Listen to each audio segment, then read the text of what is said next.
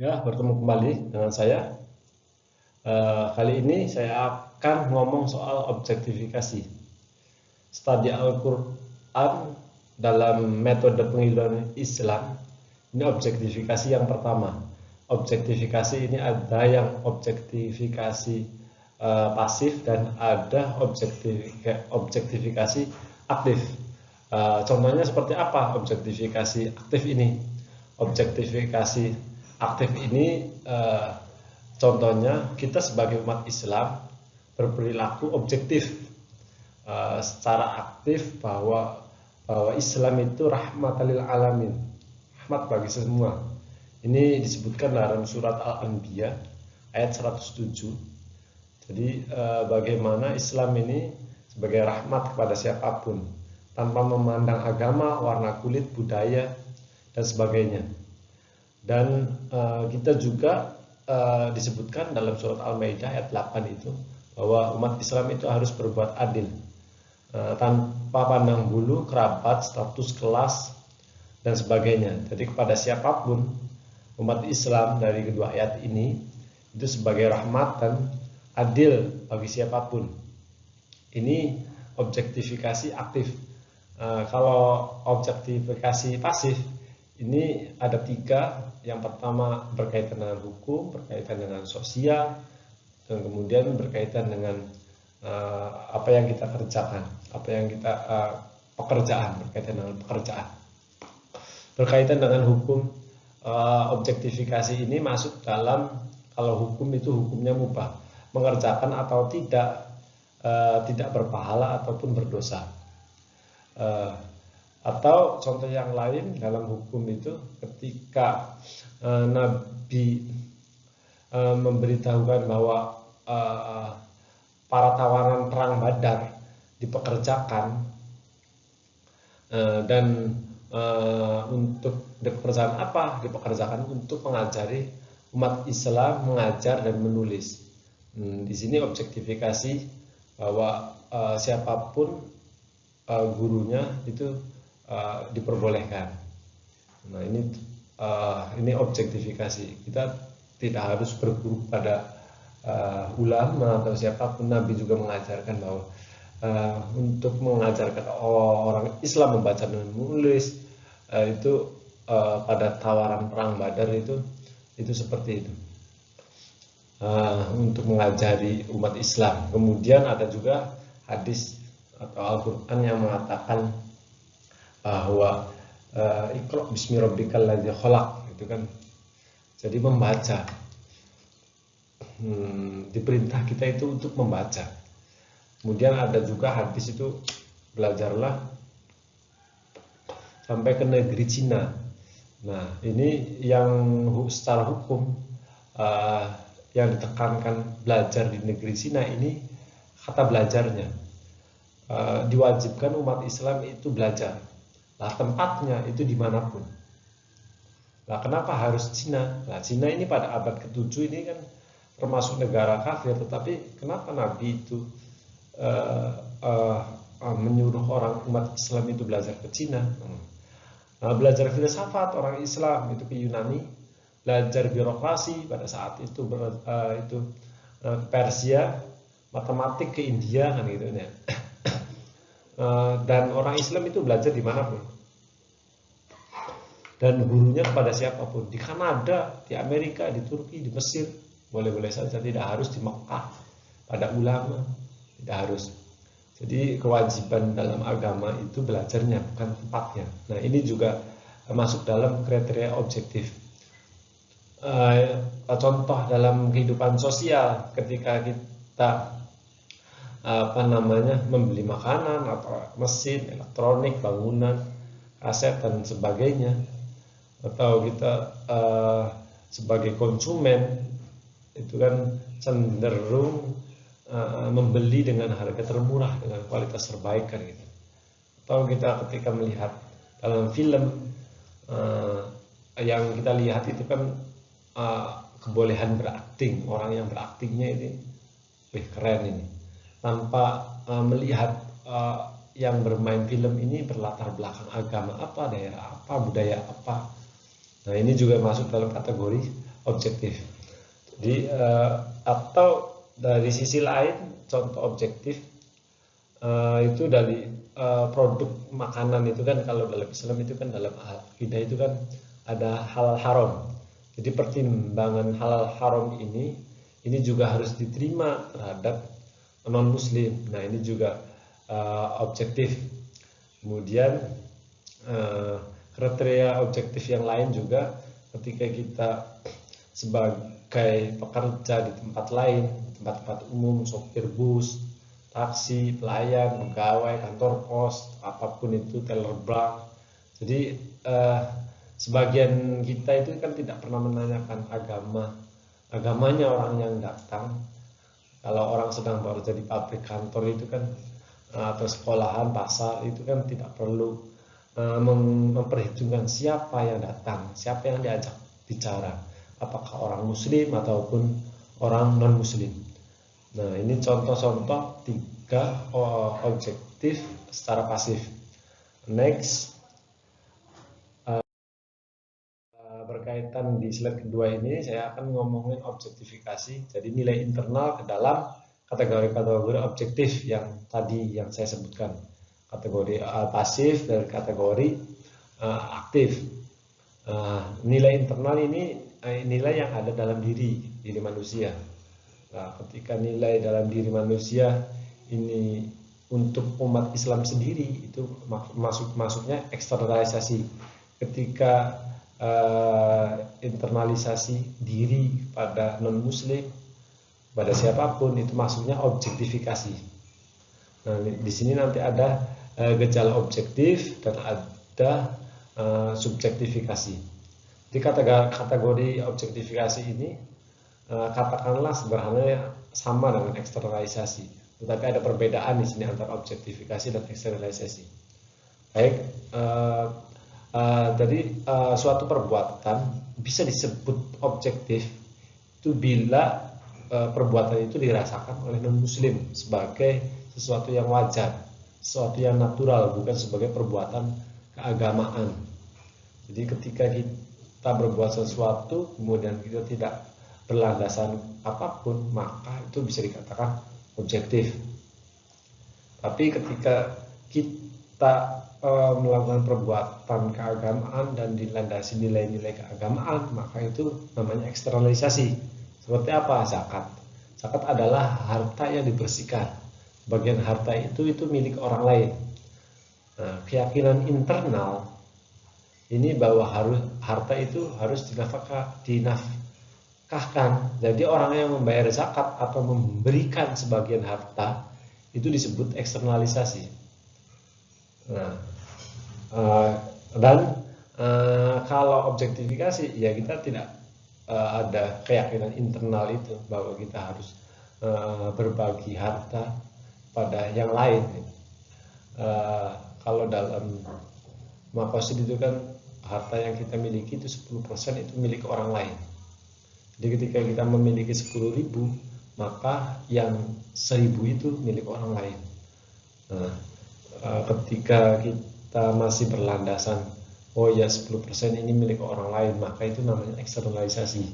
Tetapi ketika oh ya ini untuk orang lain tanpa ada alasan apapun, ya kita memang pengen memberikan kepada orang lain tanpa ada nilai keagamaan, maka itu namanya objektifikasi. Nah, atau contoh yang lain, ini dalam ancaman Tuhan yang mendustakan agama. Itu apa? Orang yang tidak memperhatikan ekonomi orang miskin. Nah, ini juga masuk dalam kategori objektifikasi. Objektifikasinya apa? Nah, objektifikasinya program impres daerah tertinggal. Nah, untuk memberantas kemiskinan itu kita mengobjektifikan agar terrealisasi kemiskinan semakin hilang, maka harus ada program IDT, Impres Desa Tertinggal. Nah, ini bagaimana teks itu diwujudkan secara nyata dalam kehidupan. Kemudian ada kesetiakawan nasional. Nah, antara yang beragama atau yang tidak beragama, yang muslim atau non muslim, kita memiliki ikatan perkawanan. Nah, ini juga objektifikasi dari ajaran ukhuwah. Jadi objektifikasi itu lebih ke bagaimana teks-teks Al-Quran itu diaplikasikan di dunia nyata, gitu. Kemudian ada juga terkait objektifikasi, ini menghindari sekularisasi dan dominasi. Sekularisasi ini itu kan saya sudah jelaskan di slide-slide di part-part sebelumnya itu, kalau nggak salah di part ketiga dan keempat ngomongin sekularisasi, dominasi, kompleks dominasi dan subordinasi. Nah, ketika kita melakukan segala sesuatu berdasarkan objektifikasi, maka di situ kita menghindari sekularisasi dan dominasi. Kita melakukan perbuatan baik, oh ini perbuatan baik ini berlandaskan agama. Nah, di situ ada dominasi, bahwa perbuatan baik itu hanya milik kita. Nah, ketika kita tidak berlandasan dengan agama, kita melakukan baik. Nah, baik itu dominasi itu akan hilang dengan sendirinya. Makanya objektifikasi ini menghindari sekularisasi dan dominasi. Jadi perbedaan objektifikasi dan eksternalisasi ini pada tujuannya. Nah, kalau objektifikasi itu ditunjukkan keluar, kalau eksternalisasi ini ditunjukkan untuk umat pemeluk suatu agama. Nah, orang baik, contohnya ya, semisal orang baik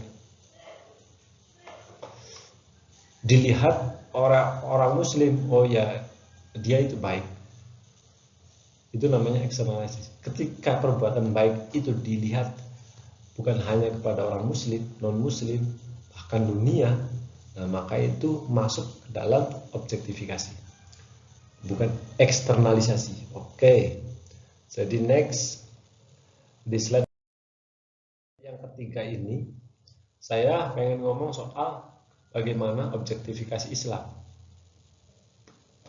Objektifikasi Islam ini ada Al-Quran, hukum, dan objektif. Bagaimana sih objektifikasi Islam ini?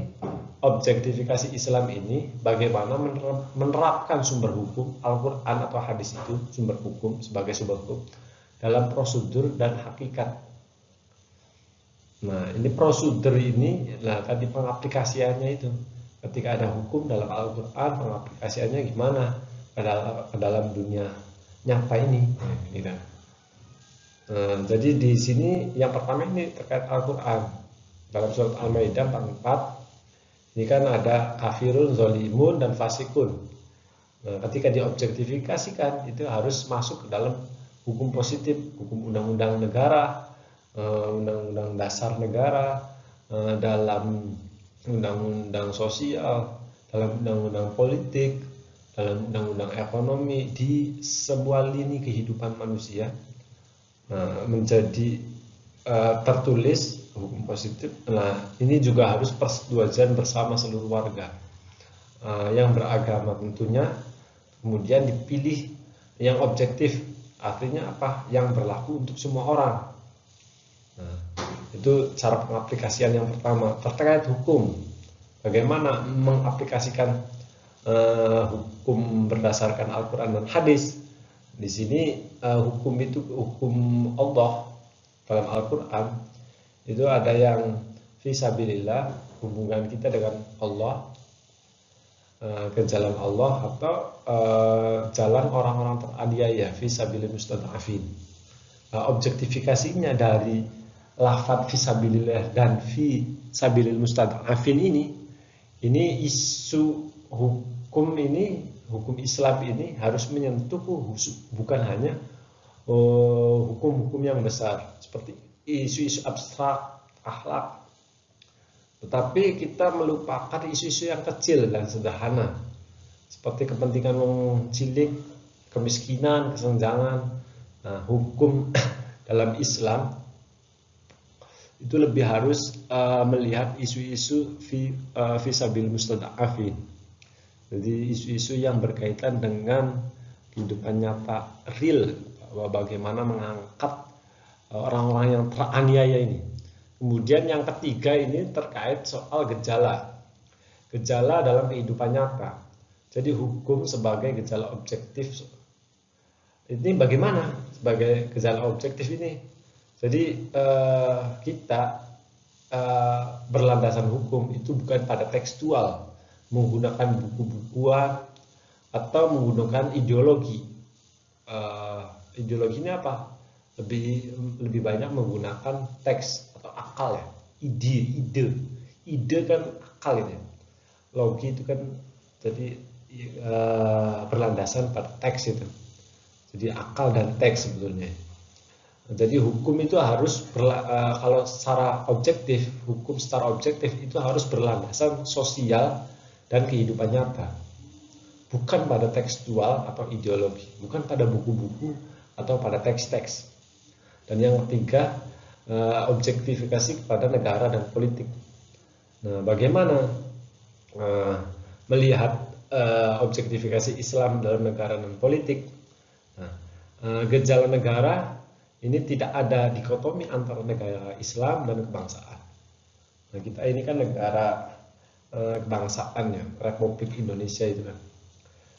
Nah, ada yang sebagian umat itu mengatakan negara Islam.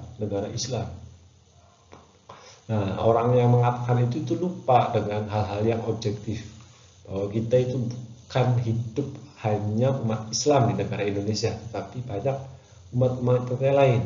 Negara ini berdiri bukan hanya orang Islam yang memperjuangkan kemerdekaan, tetapi agama-agama yang lain juga, agama Konghucu, agama Buddha, agama Kristen, itu juga ikut berperan dalam memerdekakan negara Kesatuan Republik Indonesia ini. Makanya dalam gejala negara ini itu harusnya warga negaranya itu tidak ada dikotomi antara negara Islam dan negara kebangsaan. Nah, semboyan politiknya yang amal soleh, akhlakul karimah, amar ma'ruf nahi mungkar, ini tidak saja apresiasi umat, tetapi tidak saja sebagai apresiasi ya, tidak saja sebagai ide gagasan. Itu kalau ide gagasan itu kan masih melambung ya, masih melangit, tapi harus disalurkan melalui politik, dilembagakan. Jadi bagaimana penyaluran amal soleh, bagaimana penyaluran akhlakul karimah, nah dilembagakan yang cerdas. Yang terakhir ini umat harus memiliki kepentingan politik kenegaraan. Nah ini kepentingan politik kenegaraan ini juga disebutkan dalam surat An-Nisa ayat 75. Tentu politik dan negara ini satu kesatuan. Kalau dalam negara itu kita tidak ada dikotomi, kalau dalam politik itu kita harus melengkapkan apa yang Al-Quran ajarkan. Oke, next.